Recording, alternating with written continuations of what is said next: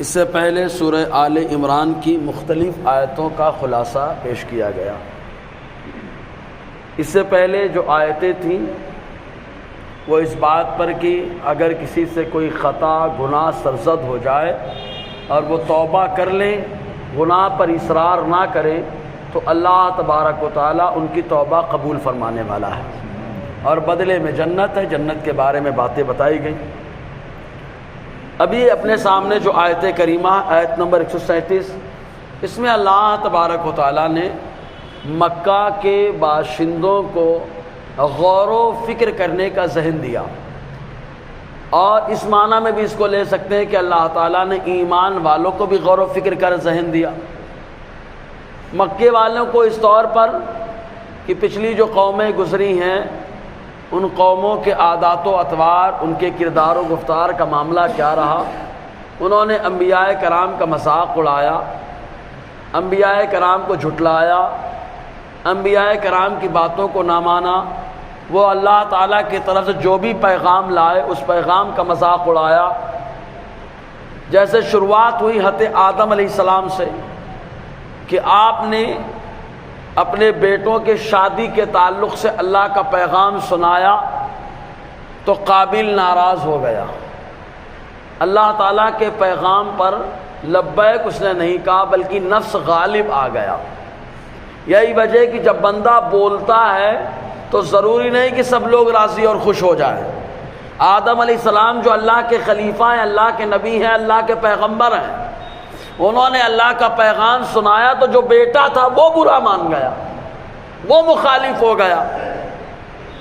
حضرت نوح علیہ السلام نے اللہ کے حکم سے جہاز اور کشتی بنانا شروع کر دیا تو لوگوں نے کہنا شروع کر دیا، اے نوح ابھی تک آپ نبی تھے، اب بڑا ہی ہو گئے ہو۔ کبھی یہ کہتے کہ لکڑی کے لیے جو ہے آپ نے جو درخت لگائے، کھیتی باڑی کی، تو کہا لو ابھی تک نبی تھے، اب جو ہے نا زراعت پیشہ ہو گئے ہو۔ اس طریقے سے ان کا مذاق اڑایا، یعنی ہر دور میں انبیاء کرام کا مذاق اڑایا گیا، جبکہ انبیاء کرام اللہ تعالیٰ نے اگر اپنی مخلوق میں اگر کسی کو بے عیب، بے مثل و بے مثال بنایا تو وہ انبیاء کرام کی جماعت کو بنایا ہے، کیونکہ ان کے اندر کوئی عیب ہو ہی نہیں سکتا، کیونکہ نبی معصوم ہوتا ہے اور جو معصوم ہو اس کے اندر اللہ تعالیٰ عیب کو ختم فرما دیتا ہے نا۔ مخلوق میں فرشتوں کو بنایا، فرشتوں سے افضل انبیاء کرام کو اللہ تعالیٰ نے بنایا۔ تو جو معصوم ہے لوگوں نے ان کے اندر کیڑے تلاش کیے، حالانکہ ان کے اندر نہیں تھے، یہ آنکھوں کے کیڑے تھے، دماغ کے کیڑے تھے، تو تلاش کر رہے تھے کفار مرتدین۔ تو اللہ تبارک و تعالیٰ نے مکہ کے باشندوں کو حکم دیا، زمین میں چلتے ہو کاروبار کرنے کے لیے، جب ادھر سے ادھر جاتے ہو تو نشانات تو ملتے ہیں پچھلی قوموں کے، تو غور کرو کیسا انجام ہوا ان قوموں کا جنہوں نے انبیاء کرام کو جھٹلایا، ان کی باتوں کو نہیں مانا، ان کے اندر خامیاں تلاش کر دیں۔ غور کرو، اور یہ لوگوں کو بتانے کے لیے ہے، ورنہ لوگ یہاں پہ نصیحت حاصل نہیں کرتے، لیکن ان باتوں سے جو اللہ کے نیک بندے ہیں برابر نصیحت حاصل کرتے ہیں اور راہ راست پر جمے رہتے ہیں، تو اللہ تعالیٰ انہیں ثابت قدمی عطا فرماتا ہے۔ اس طریقے سے مکہ کے باشندوں کے لیے بات ہو گئی، اور ایمان والوں کو اگر سمجھنا ہے تو اس طریقے سے کہ اللہ تعالیٰ نے ذہن دیا کہ دیکھو اب تم ایمان لے آئے ہو، مخالفت مت کرنا، کیونکہ ہوتا کیا جب آدمی دور رہتا ہے تب تو بڑی محبت کرتا ہے، قریب آ جاتا ہے تو بے تکلفی آتی ہے، قریب آ جاتا ہے تو پھر جو ہے نا زبردستی اچھی باتیں بھی اس کی عیب نظر آنے لگتی ہیں، تو ایسی صورت میں مخالفت شروع کر دیتا ہے، پھر رفتہ رفتہ جو قریب ہوتا ہے وہی مخالفت کرتا ہے، حالانکہ وہ خالی حسد اور جلن کے بیس پہ رہتا ہے۔ تو اللہ تبارک و تعالیٰ نے ایمان والوں کو ذہن دیا کہ تم انبیاء کرام کی مخالفت مت کرنا، اور اپنے محبوب صلی اللہ علیہ وسلم کے بارے میں بتا دیا ایمان لائے تو جمے رہنا، ورنہ انجام ویسا ہوگا جیسے پچھلی قوموں کا ہوا تھا۔ تو اللہ تبارک و تعالیٰ ارشاد فرماتا ہے، قد خلت من قبلکم سنن فسیروا فی الارض فانظروا کیف کان عاقبۃ المکذبین۔ اللہ تعالیٰ فرماتا ہے قد خلت، اس کے دو معنی ہوتے ہیں، اگر یہ جگہ کے معنی میں استعمال ہو تو اس کا معنی جگہ خالی ہو چکی ہے، اور اگر وقت کے معنی ہمیں استعمال وقت کے ساتھ آئے، زمانے کے ساتھ آئے، تو اس کا معنی کیا ہے؟ گزر چکا۔ تو قد خلت من قبلکم، گزر چکی ہیں تم سے پہلے سنن۔ سنن کے معنی طریقے بھی ہوتے ہیں اور سنن کے معنی قومیں بھی ہوتی ہیں۔ اگر طریقے دیکھیں تو دونوں کا معاملہ ہے، جنہوں نے جھٹلایا ان کے اوپر عذاب آیا، اور جنہوں نے نبی کو اپنایا تو آسمان سے بھی پانی، زمین سے بھی پانی، اور اللہ نے کشتی میں چڑھا کر کے بچا لیا۔ یعنی دونوں کے عادات و اطوار، طریقے گزر چکے، مخالفت کرنے والے ڈبو دیے گئے، اور جو محفوظ جو ایمان لائے اللہ تعالیٰ نے آسمان سے بھی بارش، زمین سے بھی پانی، لیکن اللہ تعالیٰ نے کو محفوظ رکھا۔ اچھا، کشتی میں کتنے دنوں تک کھانا ہوگا؟ لیکن میرا اللہ جب کھلانے پہ آتا ہے تو ایک دانے میں 1000 دانوں کی برکتیں عطا فرما دیتا ہے۔ ورنہ رجب کے مہینے میں معاملہ پیش آیا، رجب کے مہینے میں معاملہ پیش آیا، اور محرم میں جا کر کے کشتی جودی کی پہاڑی پر ٹھہری ہے، لیکن اللہ تعالیٰ نے تب تک اناج کا برابر انتظام فرما دیا، برابر انتظام فرما۔ یہ رب کی قدرت ہے۔ تو میرا مولا جب کھلانا چاہتا ہے تو ایک لقمے میں ہزاروں کو کھلا دیتا ہے۔ اسی لیے غزوہ تبوک کے موقع پہ پریشانی کا معاملہ تھا، صحابہ کرام ایک کھجور 3 صحابہ کھاتے، ایک کھجور 3 صحابہ کھاتے، پانی پیتے، اللہ تعالیٰ ان کو طاقت عطا فرماتا۔ یا اللہ یہ کیا معاملہ ہے؟ تو میرا مولا اپنی قدرت کی طرف سے اشارہ فرمائے گا، یہ میری قدرت ہے کہ میں ایک کھجور کو 3 صحابہ کے لیے مکمل فرما دے رہا ہوں، ہے نا۔ تو یہ اللہ تعالیٰ کی قدرت کاملہ ہے۔ تو دونوں کے بارے میں بتایا گیا کہ انکار کرنے والوں کے لیے سزا بھی آ گئی، ورنہ وہی دریائے قلزم ہے جس سے بنی اسرائیل نکلے تو راستہ بنا ہوا ہے، فرعونی آ رہے ہیں تو ڈوب رہے ہیں۔ ارے انسان ہی تو ہے دونوں، وہ بھی انسان یہ بھی انسان، دونوں تو انسان تھے، لیکن اللہ تبارک و تعالیٰ نے کیا بتایا؟ ایک وہ انسان کی جماعت تھی جو میرے قانون کو فالو کرتی تھی، اور ایک وہ جو میرے قانون کی بغاوت کرتی رہی۔ جنہوں نے بغاوت کی ان کو اسی پانی میں ڈبو دیا گیا، اور جنہوں نے میرے قانون کو مانا اسی پانی کو ٹھہرا کے راستہ بنا دیا گیا۔ یہ اللہ تبارک و تعالیٰ کی قدرت، یہ اللہ تعالیٰ کی قدرت۔ یہی قوم لوط ہے، حضرت لوط علیہ السلام کی قوم، کہ جب عذاب آنے والا ہے تو حکم دے دیا گیا، اے لوط آپ صحیح ہیں، آپ کی بیٹیاں صحیح ہیں، لے کے چلے جائیے آپ یہاں سے، باقی کو دیکھا جائے گا۔ وہ نکل گئے، عذاب آ گیا، زمین سے خطہ اٹھایا گیا، حضرت جبرائیل نے پلٹ دیا، اٹھا کر کے پلٹ دیا وہیں پر زمین۔ اور آدمی زمین پہ چلتا ہے تو سمجھتا ہے بڑے محفوظ ہیں، آسمان کا شامیانہ، زمین کا بچھونا، لیکن یہ تب تک ہے جب اللہ تعالیٰ کی جب تک رحمت کا مظاہرہ ہے۔ اور میرا رب اگر غضب فرمائے تو واللہ سریع الحساب، اللہ سخت حساب اور جلد حساب لینے والا ہے، اور اس کی پکڑ بڑی سخت ہے۔ جب تک وہ ڈھیل دیتا ہے تب تک دیتا ہے، لیکن جب پکڑتا ہے تو ان بطش ربک لشدید، رب کی پکڑ بڑی سخت ہے۔ تو اللہ تعالیٰ نے حکم کیا دیا کہ تم لوگ ادھر ادھر جاتے ہو تو دیکھو۔ اب آج کے دور میں تو جانے کی بھی ضرورت نہیں ہے، پہلے جاؤ تو دیکھنے میں آتا تھا، اب تو دنیا کی پوری خبر ہمارے ہاتھ میں آ گئی ہے، پوری دنیا کی خبر ہمارے ہاتھ میں آ گئی۔ یہ بھی ایک اللہ تعالیٰ کا، اس کو دیکھو 2 اینگل سے دیکھ سکتے ہیں، یہ اللہ کی رحمت بھی ہے، سبحان اللہ۔ ورنہ ہمارے گھر کا آدمی کہیں باہر جاتا، ہم انتظار کرتے تھے کہ یار کب خط آئے گا، کیا معاملہ ہے کیا نہیں، لیکن میرے رب نے رشتہ داریوں کو مضبوط کرنے کے لیے ایسا سسٹم رکھ دیا کہ بچہ خالی 1 گھنٹے کے لیے باہر گیا، ماں سے رابطہ کر کے خیریت پوچھ رہا ہے نا، کہیں سفر پہ گیا خیریت پوچھ رہا ہے، اور اگر گھر والوں کو تکلیف ہے فوراً فون لگا دو، چلا آ رہا ہے۔ لیکن اس سے پہلے کا معاملہ تو یہ اس میں اللہ تعالیٰ کی رحمت بھی ہے۔ یہ اور بات ہے کہ بندوں نے زحمت بنا دیا ہے، تو ظاہر سی بات ہے رحمت لکھ دو اور مکھی کہیں ٹہل رہی ہو آ کے گندگی کر دے تو رحمت زحمت ہی تو ہے، لکھیے رحمت، اور نقطہ لگ گیا مکھی کی وجہ سے تو کیا ہو گیا؟ زحمت۔ تو معلوم یہ ہوا اگر صاف معاملہ ہے تو رحمت ہی رحمت ہوتا ہے، رحمت ہی رحمت ہوتی ہے، لیکن اگر صاف معاملہ نہیں رہا، آدمی نے گندگی پھیلا دی تو اب وہی رحمت زحمت میں تبدیل ہو جاتی ہے۔ تو گندگی سے بچے، اللہ کی رحمت ملے گی، گندگی کریں تو زحمت کا معاملہ درپیش ہے۔ تو اللہ تعالیٰ نے حکم کیا دیا تم سے پہلے بھی طریقے گزر چکے ہیں، قومیں گزر چکی ہیں، فسیروا فی الارض، زمین میں چلو، زمین میں چلو۔ اے اللہ کیوں چلیں؟ میرا رب فرماتا ہے فانظروا، ان میں غور کرو، زمین میں بھی غور کرو۔ انسان جب زمین پہ غور کرے گا تو اللہ کی قدرت کے نمونے نظر آئیں گے، ہر طرف نمونے نظر آئیں گے۔ وہی مٹی ہے، اسی مٹی سے اللہ نے پتھر بنا دیا، اسی مٹی سے اللہ نے غلہ پیدا فرما دیا، اسی مٹی سے اللہ تعالیٰ نے سونا پیدا فرما دیا، چاندی پیدا فرما دیا، لوہا پیدا فرما دیا۔ یا اللہ یہی مٹی ہے جس سے سب پیدا فرما رہا ہے تو ان اللہ علی کل شیء قدیر، میرا رب فرمائے گا میں ہر چیز کر سکتا ہوں کیونکہ میری قدرت ہر چیز پر موجود ہے۔ تو جب اللہ تعالیٰ کی قدرت ہر جگہ موجود ہے، اچھا ایک بات اور بتائیں، اللہ کی قدرت کو بھی گندے دماغ کا آدمی نہیں سمجھ پائے گا۔ غیروں کے دماغ میں گندگی بھری ہے، اس لیے رب کی قدرت کو نہیں پہچان پا رہے ہیں۔ دماغ صاف ہو جائے گا تو سورج کے نکلنے میں بھی اللہ کی قدرت نظر آئے گی، چاند کے نکلنے میں بھی اللہ کی قدرت نظر آئے گی۔ یار ایک کارخانہ اگر سسٹم سے چلانا ہے تو ایک آدمی کے ہاتھ میں اگر ہو تو سسٹم سے کارخانہ چلتا ہے، اگر دو کا ہو تو کبھی نہ کبھی اختلاف ہوتا ہے، پھر کاریگر الگ بھاگتا ہے، لوم الگ خراب ہوتی ہے، لوٹے الگ معاملہ آتا ہے، یہ الگ معاملہ وہ الگ معاملہ۔ تو کہا یہاں 24 لوگ کا کارخانہ چلانے میں اگر ایک آدمی ماہر ہو، وہ کرتا ہے تو دمدار چلتا ہے۔ تو کہا یہ ساری دنیا کا جو نظام ہے یہ چلانے والا کیسا؟ تو کہا چلانے والا پاورفل ہے اور وہ تنہا ہے، تبھی سسٹم سے آج تک کام چل رہا ہے۔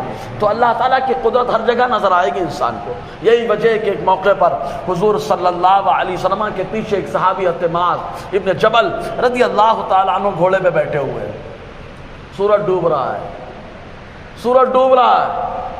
آقا علیہ السلام نے فرمایا معاذ، کہا لبیک یا رسول اللہ، فرمایا معاذ کا لبیک یا رسول اللہ، فرمایا معاذ کا لبیک یا رسول اللہ۔ 3 بار حضور نے بلایا، تینوں بار پیچھے بیٹھے ہیں لبیک کہہ رہے ہیں۔ آقا علیہ السلام نے فرمایا یہ بتاؤ جب سورج ڈوبتا ہے تو کہاں جاتا ہے؟ سورج ڈوبتا ہے تو کہاں جاتا ہے؟ ارے یار ہم لوگ ڈوبتے تو گھر میں جاتے ہیں نا، ہم ڈوبتے تو گھر کے اندر جاتے ہیں، پھر دن ہوگا تو نکل جائیں گے باہر۔ تو یہ سورج ڈوبتا ہے تو کہاں جاتا ہے؟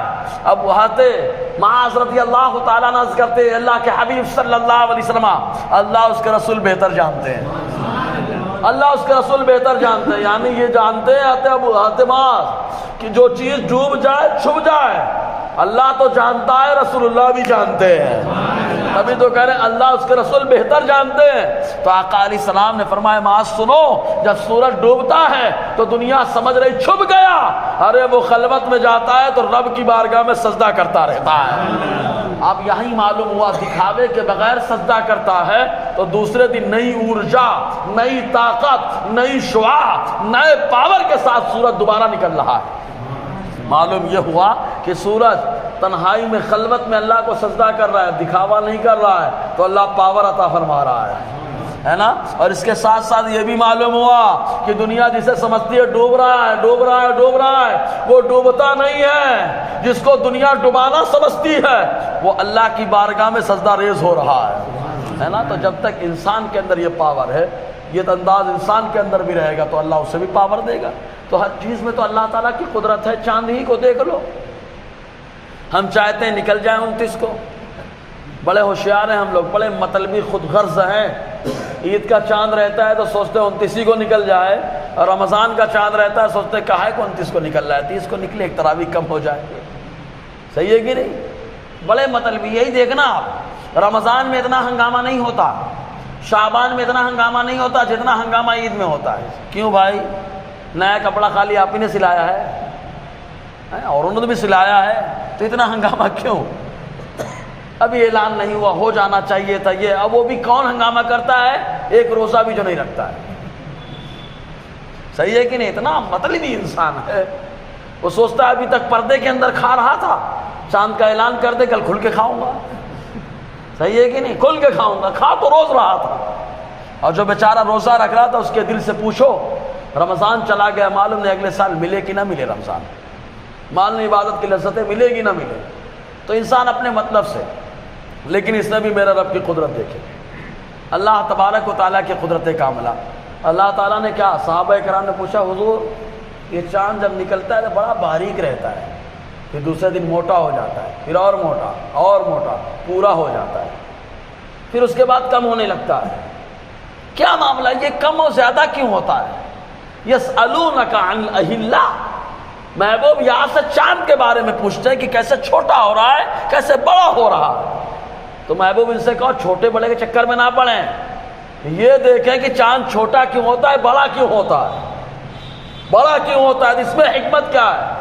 تو اللہ تعالیٰ فرماتا ہے قل ہی مواقیت للناس، قل ہی مواقیت للناس والحج، اللہ تعالیٰ فرماتا ہے بتا دو ان لوگوں کے لیے جو چاند چھوٹا بڑا ہوتا ہے تو یہ حج کا وقت بتانے کے لیے ہے اور لوگوں کو نظام زندگی بتانے کے لیے ہے۔ اچھا، چھوٹا بڑا پوچھ رہے تھے، اب سوال یہ کہ چاند کو چھوٹا بڑا کرتا کون ہے؟ چھوٹا بڑا کرتا کون ہے؟ یہاں تو ہم لوگ ذرا سے اگر تھوڑا سے بڑھا دیے پیک وغیرہ تو کیا ہے، تو کوئی تو ہوگا یار بڑھانے کے لیے، تو یہاں پہ کیسے بڑھانے والا ہے؟ تو کہا یہ چاند بھی بتاتا ہے کہ ایک میرا پروردگار ہے جو مجھے گھٹا بھی دیتا ہے، مجھے بڑھا بھی دیتا ہے۔ اچھا ایک بات بتائیے، جب نکلا تو چھوٹا تھا، آیا ایک وقت آیا پھر گھٹا، جب گھٹا تو وہ اپنی عزت کو یہ نہیں سمجھ رہا کہ عزت گھٹا دی گئی، میں آیا تھا بڑے شوق سے لوگوں نے دیکھا تھا، 14 تک تھا پورا ہو گیا، پھر کم ہونے لگا۔ کیوں؟ وہ یہ بھی بتا رہا ہے کہ اللہ تعالیٰ کی قدرت ہے، کبھی بڑھا کر کے عظمت بتاتا ہے، کبھی گھٹا کر کے عظمت بتاتا ہے، یہ بھی اللہ تعالیٰ کی قدرت ہے۔ تو اللہ تعالیٰ فرماتا ہے فسیروا فی الارض، زمین میں چلو، فانظروا، دیکھو، کیف کان عاقبۃ المکذبین، جھٹلانے والوں کا انجام کیسا ہوا، جنہوں نے جھٹلایا ان کا انجام کیا۔ آپ تو بول رہے ہیں ہم تو سب حرکتیں کر رہے ہیں، ہم کو تو کچھ ہو ہی نہیں رہا ہے، تو یہ بھی اللہ کی قدرت ہے، اللہ کی رحمت ہے کہ وہ ڈھیل دے رہا ہے۔ کیا ہے وہ؟ ڈھیل دے رہا ہے، اسی حال میں پکڑ لے تو گندگی میں پکڑے جائیں گے، لیکن میرا مولا موقع دے رہا ہے کہ توبہ کر لے، توبہ کر لے، توبہ کر لے۔ عام طور سے آپ دیکھنا اچھے لوگ جلدی چلے جاتے ہیں اور جو نالائق قسم کے لوگ رہتے ہیں وہ بڑھتے رہتے ہیں۔ کیوں؟ حدیث پاک میں اللہ کے رسول صلی اللہ علیہ وسلم نے فرمایا، اللہ تعالیٰ فرماتا ہے میری رحمت میرے غضب سے بڑھ جاتی ہے۔ اللہ کا غضب آنے والا ہوتا ہے لیکن رحمت بڑھ جاتی ہے۔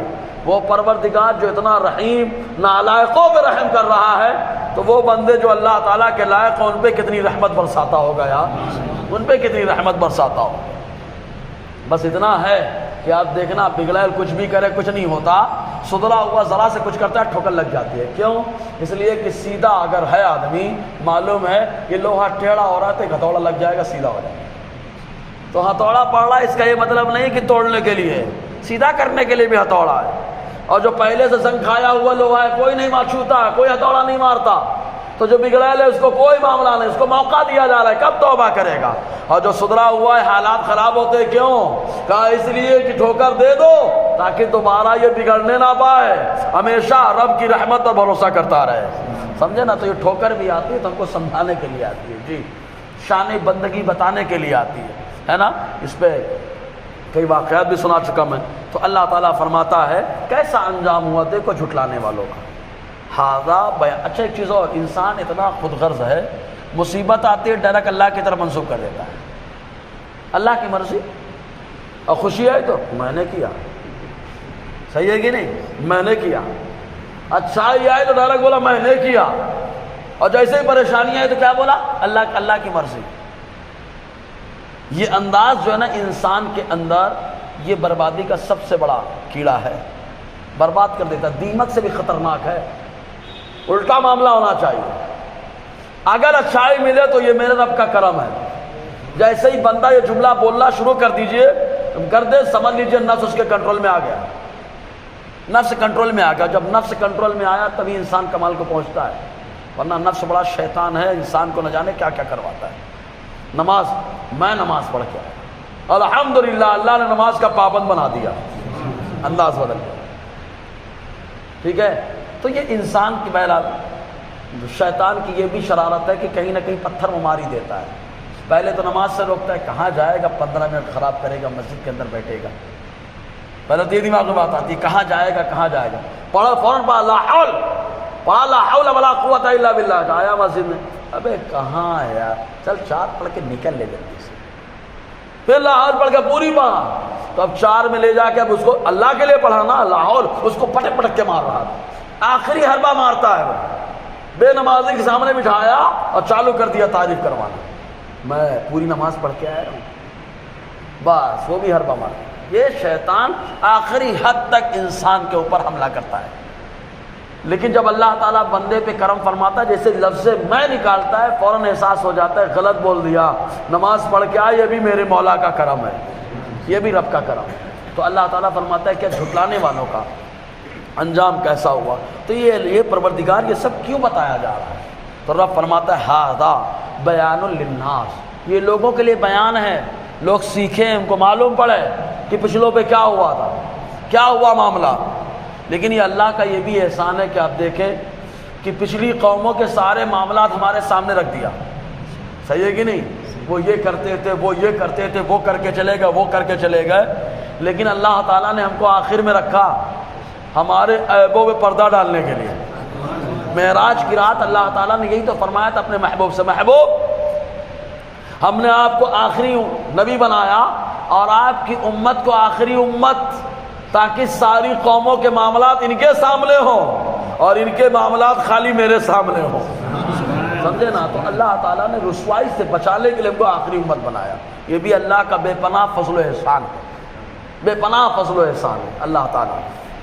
تو یہ لوگوں کے لیے بیان ہے، وَهُدًى وَمَوْعِظَةٌ لِّلْمُتَّقِينَ، لیکن جو متقی پرہیزگار ہوتا ہے، متقیوں کے لیے ہدایت ہے کہ وہ راہ راست پہ رہتے ہیں اور اللہ چلاتا رہتا ہے، وہ موعظہ اور نصیحت ہے، وہ نصیحت حاصل کرتے ہیں۔ کچھ بھی دیکھتے ہیں، یہی وجہ ہے کہ دیکھو آپ کیڑے کو دیکھا حضرت عمر نے تو کہا کاش میں یہ ہوتا، کیوں؟ اس سے حساب نہیں ہوگا نا روز محشر، نہ حساب کا معاملہ ہوگا نہ کچھ، اس لیے کہہ دیا کاش یہ میں ہوتا۔ حضرت ابوبکر صدیق نے درختوں کو دیکھا تو کیا کہا، کاش میں کوئی درخت کا پتا ہوتا، کیوں؟ اس لیے کہ ان کا کوئی حساب نہیں ہوتا، کاش اللہ تعالیٰ مجھے ایسا بنا دیتا کہ میں بے حساب جنت میں چلا جاتا۔ حالانکہ ان کی شان الگ ہے، وہ تو سب بے حساب ہی جائیں گے، اس میں تو کوئی شک نہیں۔ اللہ دنیا میں راضی ہو چکا ہے یار، اور ایک دو بار نہیں کئی بار۔ یہ دیکھو جبرائیل آئے، حدیث آ کر کے حضور سے کہا کہ آپ ابو بکر سے پوچھیے اللہ سے راضی ہیں کہ نہیں۔ حضور نے بلایا، فرمایا ابو بکر یہ جبرائیل بیٹھے ہیں پوچھ رہے ہیں آپ اللہ سے راضی ہیں کہ نہیں۔ جو حضرت ابو بکر رونے لگے، کہا اللہ کے نبی صلی اللہ علیہ وسلم میں کیسے اپنے مولا سے ناراض ہو سکتا ہوں، یعنی تو اللہ پوچھ رہا ہے۔ حضرت عمر کے بارے میں ایسی حدیث ہے، حضرت عثمان کے بارے میں، اگر یار سارے صحابہ کے بارے میں قرآن کی آیت ہے کہ سب سے اللہ راضی ہو چکا ہے۔ جب دنیا میں اللہ راضی ہو چکا ہے تو آخرت میں تو بدرجہ والا راضی ہو گیا، بدرجہ والا اللہ راضی ہوگا۔ لیکن پھر بھی یہ ایسا کیوں کر رہے ہیں؟ یہ دیکھنے کے بعد کہ یار یہ بے حساب جا رہے ہیں۔ یہ دیکھو کافر بھی بڑا نالائق ہے، آخرت میں وہ بھی تمنا دنیا میں نہیں کر رہا ہے، آخرت میں کرے گا تمنا۔ اللہ تبارک و تعالیٰ چند جانوروں کو چھوڑ کے سارے جانوروں کو مٹی بنا دے، چند جانوروں کو مٹی نہیں بنایا جائے۔ جیسے آقا علیہ السلام کی اونٹنی، سبحان اللہ، جنت میں جائے گی وہ، میرے نبی نے قدم رکھ دیا جانور بھی جنتی ہو گیا، جس جانور پہ حضور بیٹھ گئے وہ جانور جنتی ہو گیا۔ اسی لیے کہتے ہیں جس کی نظروں میں جس کے دل میں مصطفیٰ بیٹھ گئے وہ شخص جنتی ہو گیا، ہے نا۔ حضرت عزیر علیہ السلام کی اونٹنی معجزہ ہے، وہ ایک نبی کا معجزہ بن جائے تو اونٹنی بھی جنتی ہو جائے۔ عزیر علیہ السلام کا گدھا ہے، گدھے کی کوئی عزت نہیں ہے، لیکن جس پہ عزیر علیہ السلام بیٹھ جائے وہ بھی جنتی ہو جائے۔ کتا در در کی ٹھوکریں کھائے لیکن اصحاب کہف کے پاس آ کے بیٹھ جائے تو اللہ تعالیٰ دمبا بنا کر کے جنت میں داخلہ عطا فرمائے۔ باقی جانوروں کے بارے میں کیا حکم ہوگا معلوم، کونوا ترابا، مٹی ہو جاؤ، مٹی ہو جاؤ۔ جب سب جانور مٹی ہو رہے ہوں گے تو کافر دیکھیں گے تو کہیں گے فَيَقُولُ الْكَافِرُ يَا لَيْتَنِي كُنتُ تُرَابًا، تو کافر کہیں گے کاش ہم کو بھی مٹی بنا دیا جاتا کہ نہ جنت سے کوئی مطلب نہ جہنم سے کوئی مطلب، نہ سکون پا جاتے۔ تو کافر وہاں تمنا کر رہا ہے جہاں پہ تمنا ہے اس کی نہیں چلنے والی، وہاں تمنا چلے گی تو مصطفیٰ کی چلنے والی ہے، اللہ کے نیک بندوں کی چلنے والی ہے۔ تو اللہ تعالیٰ فرماتا ہے کیا کہ یہ بیان ہے لوگوں کے لیے، ہدایت ہے اور نصیحت ہے متقیوں کے لیے، تقوی شعار کے لیے۔ اب آگے غزوہ احد میں جو معاملہ آیا، صحابہ زخمی ہو گئے، پھر ابو سفیان جب تک ایمان نہیں لائے تھے بڑے سخت تھے نا، دوبارہ حملہ کرنے کا ارادہ بنا لیا۔ تو صحابہ کرام کو معلوم ہوا تو زخمی تھے مقابلے میں کیسے جائیں، کیا انداز ہو، تو اللہ تبارک و تعالیٰ نے اس پر اپنے محبوب کو اور محبوب کے محبوبوں کو کیسی حوصلہ افزائی باتوں سے حوصلہ دلایا اور جوش دلا کر کے ان کے مقابلے کے لیے روانہ فرمایا تھا۔ انشاءاللہ اسی پر گفتگو رہے گی۔ اللہ تعالیٰ ہم سب کو فیضان قرآن، برکات قرآن سے مالا مال فرمائے۔